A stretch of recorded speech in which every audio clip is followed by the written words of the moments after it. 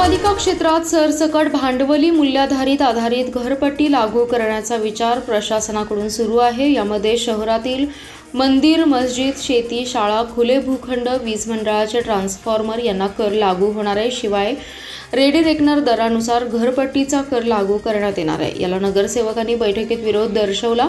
आयुक्त संजिता महापात्र सरसकट मालमत्ताधारकांना नोटिसा देऊन त्यांचं म्हणणं ऐकून घेऊ, त्यानंतर निर्णय घेऊ असं त्यांनी मत व्यक्त केले। महापालिका क्षेत्रात नवीन मालमत्ताधारकांना भांडवली मूल्याधारित आधारित घरपट्टी लागू करण्यात आली आहे, त्याच्या नोटिसा देण्यात आलेल्या आहेत। आता महापालिका क्षेत्रातील सर्व मालमत्ताधारकांना भांडवली मूल्याधारित आधारित घरपट्टीच्या नोटिसा देण्यात येणार आहेत। या संदर्भात आयुक्त संजिता महापात्र यांनी पदाधिकारी आणि नगरसेवकांची बैठक घेतली। या बैठकीत महापालिका क्षेत्रात केलेल्या सर्वे कंपनीने सादरीकरण करत भांडवली मूल्याधारित आधारित घरपट्टीची माहिती नगरसेवकांना दिली। या बैठकीला विरोधी पक्षनेते मंगेश चव्हाण, राष्ट्रवादी काँग्रेसचे गटनेते मेनुद्दीन बागवान यांच्यासह नगरसेवक उपस्थित होते। महापालिका क्षेत्रात पूर्वी 1,61,000 मालमत्ताधारक होते। कंपनीने केलेल्या सर्वेत मालमत्ताधारकांची संख्या 2,08,000वर गेली आहे, तर 63 कोटींची थकबाकी आहे। त्यानुसार कंपनीकडून रेकॉर्ड तयार केले। पहिल्या टप्प्यात नवीन 5,000 मालमत्ताधारकांना भांडवली मूल्याधारित आधारित घरपट्टीच्या नोटिसा बजावल्या आहेत। जुन्या व नव्या कर आकारणीमध्ये 200 ते 400 रुपयांचा फरक असल्याचे कंपनीच्या प्रतिनिधींनी सांगितले। यावर अनेक नगरसेवकांनी मते व्यक्त केली आहेत।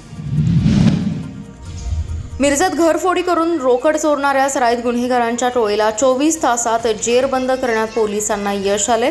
3 जिल्ह्यांमध्ये 27 गुन्हे दाखल असलेला बोबड्या उर्फ किसन कुंभार भाटी, ऋतुराज सुभाष गजगेश्वर यांच्यासह त्याचा साथीदार समर्थ शंकर डवरी या तिघांना अटक केली आहे। सराईत आरोपी किसन उर्फ बोबड्या उमाशंकर कुंभार भाटी याने त्याच्या साथीदारांसह सदर घरफोडी केल्याची माहिती मिळाली होती। तो सध्या हरिपूर रोड, सांगली येथे असल्याची माहिती मिळाल्याने महात्मा गांधी पोलीस चौकी ठाण्याचे प्रभारी संदीप शिंदे यांनी तात्काळ पथक पाठवलं। संशयित तिघेजण कोल्हापूर रोडवरील रामनगर परिसरात थांबले असता ताब्यात घेतलं। त्यांच्याकडे कसून चौकशी केली असता त्यांनी साथीदारांसह मिरज कृष्णा घाट रोडवर असलेल्या पिकनिक पॉइंट धाब्याजवळ घराचा दरवाजा काढून घरात प्रवेश करून 50,000 रुपये रकमेची रोख चोरी केली असल्याचं सांगितलं। किसन उर्फ बोबड्या उमाशंकर कुंभार भाटी, ऋतुराज सुभाष गजगेश्वर, समर्थ शंकर डवरी यांच्यावर कोल्हापूर, सातारा तसेच कर्नाटक राज्यातील विविध पोलीस ठाण्यात मालमत्तेविरोधाचे सुमारे 23 गुन्हे दाखल असून तो पोलीस अभिलेखावरील मालमत्तेविरोधाचे गुन्हे करणारा सराईत गुन्हेगार असल्याने त्यास कोल्हापूर जिल्ह्यातून 2 वर्ष कालावधीसाठी तडीपार करण्यात आले।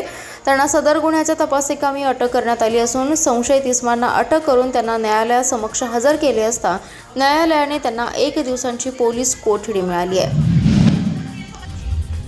महापौरांच्या बजेटवरून विरोधी पक्षनेते मंगेश चव्हाण यांच्याकडून होणाऱ्या टीकेला स्थायी समिती सभापती अतुल माने यांनी जोरदार प्रत्युत्तर दिले।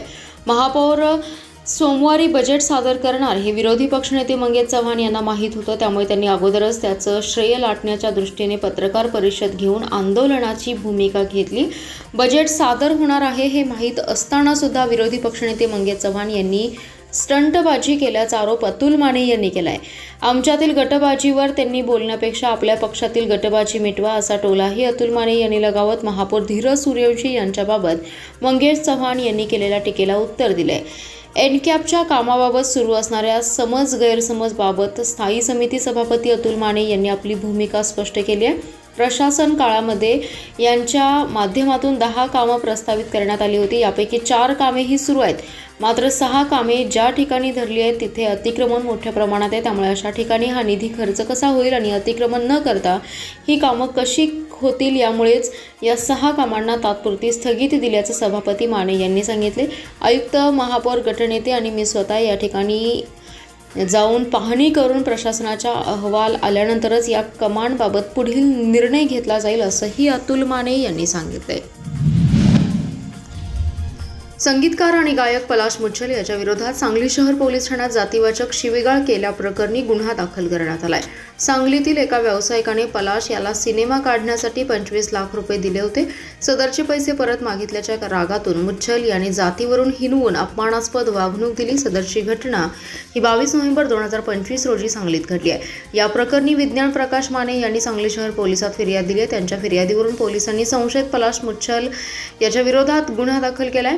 संशयित पलाश मुच्छल आणि विज्ञान माने यांची चांगलीच ओळख झाली होती। या ओळखीचा फायदा घेऊन त्याने आपण एका चित्रपटाचे दिग्दर्शन करत असल्याचं सांगितलं। त्यामध्ये गुंतवणूक केल्यास चित्रपट OTTवर प्रदर्शित झाल्यानंतर 25 लाख रुपयांच्या गुंतवणुकीवर अधिकचा मोबदला देण्यात येईल। त्याबरोबरच आपल्याला चित्रपटामध्ये अभिनय करण्याची संधी देऊ असं सांगितलं। त्यानंतर चित्रपटाचे शूटिंग सुरू असताना पलाश याला अनेक वेळा पैसे दिले। चित्रपटाबाबत पुढे काही हालचाली झाल्या नसल्याने विज्ञान माने यांनी मुच्छल यांच्याकडे वारंवार पैशांची मागणी केली। यावेळी पलाश मुच्छल याने पैसे देण्यास टाळाटाळ केली। तसेच जातीवरून हिनवून अर्वाच्य भाषेत बोलून तुम जैसे लोगों को कोई साइड में खड़े नहीं करते, मैंने तुम्हें मेरे साथ खड़ा किया वरना कोई तुम जैसे लोगों को पूछता भी नहीं, एक बार शादी हो जाए तो तेरे पैसे मुंह पे फेकता हूँ असं अपशब्द वापरले। या अपमानास्पद वागणुकीनंतर विज्ञान माने यांनी सांगली शहर पोलिसात तक्रार दिली होती। त्यानुसार गुन्हा दाखल केलाय। अंगारक संकष्टी चतुर्थीच्या पावन निमित्ताने सांगलीतील आराध्य दैवत श्री गणरायाच्या मंदिरात आज भक्तीचा महासागर उसळलाय। सांगलीसह राज्याच्या विविध भागातून आलेल्या लाखो गणेश भक्तांनी पहाटेपासूनच दर्शनासाठी लांबच्या लांब रांगा लावल्या होत्या। संपूर्ण परिसर गणपती बाप्पा मोरयाच्या जयघोषाने दुमदुमून गेला। या विशेष दिवसानिमित्त श्री गणपती पंचायतन संस्थांकडून मंदिरात आकर्षक आणि भव्य अशी आरास करण्यात आली होती। उन्हाचा त्रास टाळण्यासाठी प्रशस्त मंडप उभारण्यात आले होते। तसेच भाविकांच्या सुरक्षेसाठी कडेकोट व्यवस्था ठेवण्यात आली होती। पिण्याच्या पाण्याची सोय देखील केली होती। नियोजनबद्ध व्यवस्थेमुळे लाखोंची गर्दी असूनही दर्शन सुरळीत पार पडले। दरम्यान विजयसिंह राजे पटवर्धन यांनी सहकुटुंब मंदिरात उपस्थित राहून श्री गणरायाचं दर्शन घेतलं। त्यांच्या हस्ते मंदिर परिसरात आयोजित नेत्र तपासणी शिबिराचं उद्घाटन करण्यात आलं। याचबरोबर रक्तदान शिबिराचंही आयोजन करण्यात आलं होतं, ज्यामध्ये भाविकांनी उत्स्फूर्त प्रतिसाद देत मोठ्या संख्येने सहभाग नोंदवलाय। तसेच सावली बेघर केंद्र येथे जेवणाची व्यवस्था देखील करण्यात आली होती। त्यामुळे भक्तीबरोबरच सेवाभावाची जोड देणारा हा उपक्रम विशेष ठरलाय। व्यवस्थापक जयदीप अभ्यंकर म्हणाले की यापुढील प्रत्येक संकष्टीला मंदिर परिसरात मोफत नेत्र तपासणी शिबिर आणि रक्तदान शिबिराचं आयोजन करण्यात येणार आहे, ज्यामुळे सर्वसामान्य नागरिकांना दिलासा मिळेल आणि गरजूंना रक्त उपलब्ध होईल। जत तालुक्यात घरफोडी आणि वृद्धेला चाकूचा धाक दाखवून लुटणाऱ्या चोरट्यांच्या मुसक्या आवळण्यात पोलिसांना यश आले। या चोरट्याकडून घरफोडी आणि जबरी चोरीचे 2 गुन्हे उघडकीस आलेत। स्थानिक गुन्हे अन्वेषण पथकाने घाडगेवाडी रोडवर सदरची कारवाई केली आहे। विशाल गारवेल पवार असं अटक केलेल्या तरुणाचं नाव आहे। पोलीस अधीक्षक तुषार दोशी यांनी पदभार स्वीकारल्यानंतर जबरी चोरी आणि घरफोडीचे गुन्हे उघडकीस आणण्याचे आदेश दिले होते। त्यानुसार स्थानिक गुन्हे अन्वेषणचं एक पथक गुन्हे निर्गतीसाठी स्थापन केलं। सदरच्या पथकातील कर्मचारी पेट्रोलिंग करत असताना माहिती मिळाली की संशयित विशाल पवार याने चोरी केली असून तो जत ते घाडगेवाडी रोडवर फिरत आहे। मिळालेल्या माहितीनुसार पथकाने त्या ठिकाणी सापळा रचून संशयित पवार याला ताब्यात घेतलं। त्याची झडती घेतली असता खिशात 30,000 रुपये मिळाले। पैशांबाबत कसून चौकशी केली असता त्यांनी सांगितले की गेल्या महिन्यात जिरग्याळ येथील घरातून दिवसा रोख रक्कम आणि सोन्याचे दागिने चोरले होते। त्याचबरोबर तिल्याळ गावात एका वृद्ध महिलेच्या घरी तिला चाकूचा धाक दाखवून मित्र प्रशांत हडपद याच्यासोबत जाऊन तिचं मंगळसूत्र हिसडा मारून चोरल्याचं सांगितलं। सदरचे दागिने सासरा दत्ता चव्हाण यांना दिले। त्यांनी ते दागिने विकून त्यातील वाटणीला आलेले पैसे माझ्याजवळ असल्याचं सांगितले। त्याच्याजवळ असलेली मोटरसायकल ही प्रशांत हडपद याची असून त्याच्यावर गुन्हे असल्याचंही सांगितले। यावेळी त्याच्याकडून 80,000चा मुद्देमाल जप्त करून पुढील कार्यवाहीसाठी जत पोलिसांच्या स्वाधीन केलं। सिव्हिल रस्त्यावर स्टँडकडे निघालेल्या चालत्या एसटीत समोरून येणारी दुचाकी घुसून भीषण अपघात झाला। या अपघातात मिरज तालुक्यातील एका गावातील तरुण गंभीर जखमी झाला असून त्याच्या तोंडाला गंभीर मार लागलाय। त्याला तातडीने शासकीय रुग्णालयात दाखल केले असून उपचार सुरू आहेत। दुचाकीवरील चालक हा मिरज तालुक्यातील एका गावात राहण्यास आहे। तो मजूर करतो। आज रात्री 7:45च्या सुमारास बसस्थानक परिसरातील झुलेला चौकातून तो सिव्हिलकडे येत होता। त्यावेळी कोल्हापूर आगारची एसटी सांगली स्टँडकडे निघाली होती। त्यावेळी वाहतूक असल्याने एसटी चालकाने बस हळू केली। त्यावेळी समोरून येणारा दुचाकी चालकाचा गाडीवरील ताबा सुटला आणि तो सरळ एसटीत येऊन घुसला। त्याची दुचाकी एसटीच्या पुढील भागात अडकून पडली। धडक इतकी जोराची होती की तो तरुण एसटीच्या पुढील काचेवर आदळला। त्यानंतर तो दुचाकीवर आदळून तसाच बसून राहिला। या घटनेनंतर बघ्यांनी मोठी गर्दी केली। त्यानंतर लोकांनी त्याला रुग्णालयात नेलं। त्याच्यावर तातडीने उपचार सुरू करण्यात आले। त्याच्या प्रकृतीत सुधारणा झाली आहे। दरम्यान घटनास्थळी एसटी रस्त्याच्या मधोमध असल्याने वाहतूक कोंडी निर्माण झाली होती। यावेळी वाहतूक शाखेचे निरीक्षक मुकुंद कुलकर्णी आणि त्यांचं पथक त्या ठिकाणी आलं। त्यांनी काही मिनिटात वाहतूक सुरळीत केली। संतांचा अवतार हा जगाच्या कल्याणासाठी असतो. समाजातील वंचित उपेक्षितांना संत हृदयाशी कवटाळतात, रंजल्या गांजलेल्यांना आपलंसं मानतात. तेच खरे साधू असे प्रतिपादन प्रख्यात युवा कीर्तनकार हरिभक्तपरायण नामदेव पाटील जुनेखेड यांनी केले. बोरगाव येथील श्री विठ्ठल बिरोदेव मंदिरात विठ्ठल बिरोदेव जन्म सोहळ्यानिमित्त आयोजित पारायण सोहळ्यातील कीर्तनात ते बोलत होते. ते पुढे म्हणाले, संतांच्या ठायी कोणताच भेदभाव नसतो. संत हे कृपेचे दीप असतात. संतांच्या उपदेशाने जीवन वाटा उजळून जातात. संतांच्या प्रमाणे आचरण केल्याने सात्विक श्रद्धेचा लाभ होतो. जीवन कृतार्थ आणि सफल बनते. संत ज्ञानेश्वर माऊली आणि संत तुकाराम महाराज यांनी ग्रंथातून ज्ञानाचे भांडार सामान्य लोकांसाठी खुले केले. संत सखुबाईंनी उत्कट अशा भक्ती आणि उपासनेतून ईश्वरनिष्ठा जोपासली. भक्तांची कामे करत असताना भगवंत लाज बाळगत नाही. या प्रसंगी बोरगाव येथील भाविक मोठ्या संख्येने उपस्थित होते. विठ्ठल आणि ब्रह्मानंद भजनी मंडळाची कीर्तन साथ आणि विनायक वाडकर यांची मृदंग साथ लाभली आहे. हरिभक्तपरायण सुभाष पाटील आणि सहकाऱ्यांनी गायन केले. श्रीमती छाया डांगे, संभाजी डांगे, पंढरीनाथ कोळेकर, महेश फारणे, विकास सुतार, सुखदेव गिरी गोसावी, भास्कर सलगर यांच्यासह सर्वांनी संयोजन केले. सहकारात पक्ष आम्ही मांडत नाही. पक्ष बाजूला ठेवून आपण सहकारी संस्था आजपर्यंत काम केले. स्वर्गीय वसंतदादांपासून सहकारी संस्था चालत आलेल्या आहेत. त्यामुळे जिल्हा बँकेत पक्ष हा विषय आणलेला नसून आणणारही नाही.